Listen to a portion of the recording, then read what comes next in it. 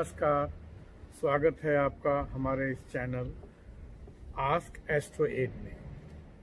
आज आपके समक्ष आने का मुख्य कारण ये है कि हम आपको इस चैनल के माध्यम से एस्ट्रोलॉजी के गूढ़ विषय को सरलीकृत करके समझाने की कोशिश करेंगे कि एस्ट्रोलॉजी क्या होती है और इसका प्रभाव कैसे पड़ता है। अभी तक हमारे पास कई दिनों से फोन और ईमेल के जरिए लोग पूछते हैं कि हमारी राशि क्या। राशियों की बात आती है, इसके दो प्रकार होते हैं, एक पश्चिमी और एक भारतीय। भारतीय राशि में और पश्चिमी राशि में अक्सर एक कंफ्यूजन सा देखने को मिलता है कि हमारे पास बहुत से लोग आते हैं जो समझते हैं कि मेरी राशि जो है वो मेष है, एरीज है। लेकिन जब मैं उनको बताता हूं कि आपकी राशि ये नहीं है, क्योंकि आपका जन्म चाहे अप्रैल के महीने में या मार्च के आखिर में हुआ है, जैसे उदाहरण के रूप में हम लें तो 21 मार्च से लेकर के और 22 अप्रैल तक का समय पश्चिमी एस्ट्रोलॉजी के हिसाब से ये माना जाता है कि यह मेष राशि में जन्म हुआ। लेकिन आपका जन्म जिस वक्त हुआ उस वक्त चंद्रमा किस राशि से गोचर कर रहा था वो आपकी राशि मानी जाती है। तो इसमें एक बहुत बड़ा फर्क है जो हम लोग को समझना चाहिए। क्योंकि आपको एक छोटा सा उदाहरण मैं देना चाहूं, जैसे हमारी घड़ी में 3 सुइयां होती हैं, तो 3 सुई की जगह अगर उसमें सिर्फ एक सुई हो, जैसे हमारी धूप घड़ी में होती थी, तो धूप घड़ी जो होती है वो हमको अगर दिन का समय है, धूप है तो रात का 9 और चंद्रमा की रोशनी है तो रात का 9।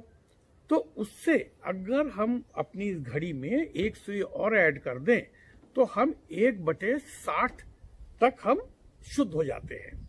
और तीसरी अगर सेकंड की सुई हम कर दें तो हम 1 मिनट के 60वें हिस्से तक शुद्ध हो जाते हैं। तो ये जो राशि होती है, इसमें जब व्यक्ति का जन्म जिस समय होता है उस समय ज़ोडिएक में सितारों की स्थिति क्या थी और चंद्रमा किस राशि से भ्रमण कर रहा था, यह मुख्य होता है। तो वही आपकी असली राशि होती है। आप चाहे चीन में पैदा हो या आप अमेरिका में हो या अफ्रीका के जंगलों में हो या भारतवर्ष में हो, उससे फर्क नहीं पड़ता है। उस वक्त के ग्रह गोचर के हिसाब से चंद्रमा जिस राशि में गोचर कर रहा होगा वो आपकी राशि मानी जाती है। अब वेस्टर्न एस्ट्रोलॉजी में सबसे बड़ा फर्क क्यों आता है, क्योंकि वेस्टर्न एस्ट्रोलॉजी जो है वो सोलर बेस्ड है। क्योंकि सूर्य पृथ्वी का चक्कर नहीं लगाता, पृथ्वी सूर्य का चक्कर लगाती है। तो सूर्य का चक्कर लगाने में पृथ्वी को 365 से ही 1/4 दिन लगता है। इसीलिए हर चौथे वर्ष एक लीप ईयर कहा जाता है, एक उसमें एक दिन और जोड़ दिया जाता है तो वो जाकर के पूरा कंप्लीट होता है। जबकि हमारे हिंदू कैलेंडर में या भारतीय कैलेंडर में या ओरिएंटल कैलेंडर में इसकी कोई जरूरत नहीं होती है, क्योंकि हमारा महीना बिल्कुल शुद्ध होता है, हमारी गणना पूरी शुद्ध होती है। क्यों कि हमारी गणना इस चंद्रमा के आधार पर होती है।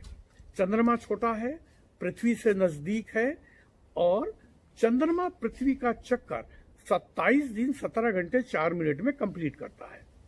तो इसके वजह से वो एक तरह से हमारी घड़ी की सेकंड की सुई के हिसाब से वो आपको सही समय बताता है। तो हमारे वहां इसलिए 31 दिन का या 30 दिन का महीना नहीं होता। हमारे वहां जो महीना होता है, कुछ लोग पूर्णिमा से मानते हैं और कुछ लोग अमावस्या से। मतलब कि जब एक अमावस्या से लेकर के और पूर्णिमा तक 15 दिन और पूर्णिमा से लेकर के अमावस्या तक 15 दिन, तो ये पूरे हो जाते हैं 1 माह। तो इसमें जितना भी समय लगे, इसी वजह से चूंकि चंद्रमा की जो गति होती है वो क्रूज कंट्रोल पे नहीं चलती है, वो एक समान गति से नहीं चलता है। तो उसके गति में थोड़ी बहुत जो है विविधता आती है। तो उस वजह से कभी कभी चंद्रमा को हम देखते हैं हमारे पंचांगों के हिसाब से कि 2 अष्टमी या 2 प्रदोष या 2 पूर्णिमा या 2 दिन अमावस्या पड़ती है, तो ये इसके वजह से होता है। इस तरह से हमारा कैलेंडर बिल्कुल शुद्ध होता है, जबकि पाश्चात्य कैलेंडर में इसकी गुंजाइश नहीं होती है। तो एक सबसे बड़ी समझने की चीज है, आप लोग देखते हैं अखबारों में, उसमें उन्होंने लिख दिया कि इस समय से इस समय तक मेष राशि है, इस समय से इस समय तक, तो जरूरी नहीं है। अमूमन ऐसा होता है, बाय एंड लार्ज होता है कि इस समय में ये ग्रह इस जगह पर होते हैं, लेकिन प्रिसाइजली नहीं होता है। प्रिसाइजली जब आपका जन्म हुआ, जिस लॉन्गिट्यूड और लैटिट्यूड में आपका जन्म हुआ है, वही सही समय माना जाता है, और उस वक्त चंद्रमा जिस राशि में भ्रमण करता है वो आपकी राशि मानी जाती है, और उसी के हिसाब से जीवन पर्यंत आपको फल मिलता है। तो इसलिए एक ये बहुत बड़ी भ्रांति है जिसको हमें दूर करना चाहिए, और उसको सही तरीके से, अगर सही आपको उसका असर चाहिए है, सही प्रिडिक्शंस चाहिए हैं, तो सही गणना, सही कैलकुलेशन बहुत आवश्यक है। अगर हम उसमें गड़बड़ी करेंगे, आप ये ध्यान रखिए कि रेल की पटरी दोनों समानांतर चलती है, लेकिन अगर 1 मिलीमीटर भी यहाँ पर वो डिफ्लेक्ट हो जाए तो 10 किलोमीटर आगे जाके ट्रेन हमारी निश्चित रूप से डिरेल होगी। तो इस वजह से हमको अपनी गणना पे, अपनी कैलकुलेशन पे पूरा ध्यान रखना चाहिए, और हम अगर इस तरह से करेंगे तो चीजें हमारी बिल्कुल सही आएगी। आपको आपका भविष्य की झलक जो गणना करते हैं ज्योतिष लोग, वो सही होता है। अगर आपको अपनी राशि सही पता है तो आपको सही मिलेगा। बहुत से लोग हमारे पास से आते हैं कि जी मेरा नाम तो रामपाल है, तो मेरी राशि ये है। नहीं, अगर आप मान लीजिए, राशि एक ऐसी चीज होती है जिसको आप कभी बदल नहीं सकते हैं, वो बाय डिफॉल्ट है। अगर आपका नाम आज रामपाल है और कल को आप क्रिश्चियन धर्म में जाकर के अपना नाम जो है रॉबर्ट रख लेते हैं, तो क्या आपकी राशि बदल जाएगी? या आप सैमुअल रख लेते हैं तो क्या आपकी राशि बदल जाएगी? या आप इस्लाम अपनाते हैं और अपना नाम अब्दुल रहमान रख लेते हैं तो क्या आपकी राशि बदल जाएगी? नहीं, वो कभी नहीं बदलेगी। ये कुछ चीजें ऐसी होती हैं, ये बाय डिफॉल्ट आपको मिलती हैं। जैसे हमारे पास 2 चारा नहीं है कि हम ये नहीं चुन सकते कि हमारे माता पिता कौन होंगे और हमारी जन्म की तिथि क्या होगी। वो बाय डिफॉल्ट होती है। हमारा जन्म जिस राशि में, जिस घड़ी में हुआ, उसी हिसाब से राशि बनती है। इसको हम चेंज नहीं कर सकते हैं।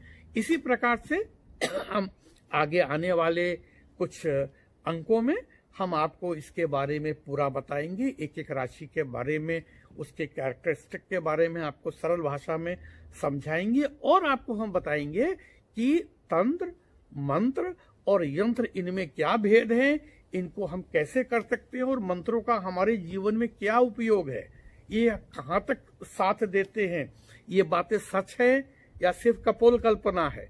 इस पे हम अगले किसी अंक में हम आपसे जरूर बात करेंगे।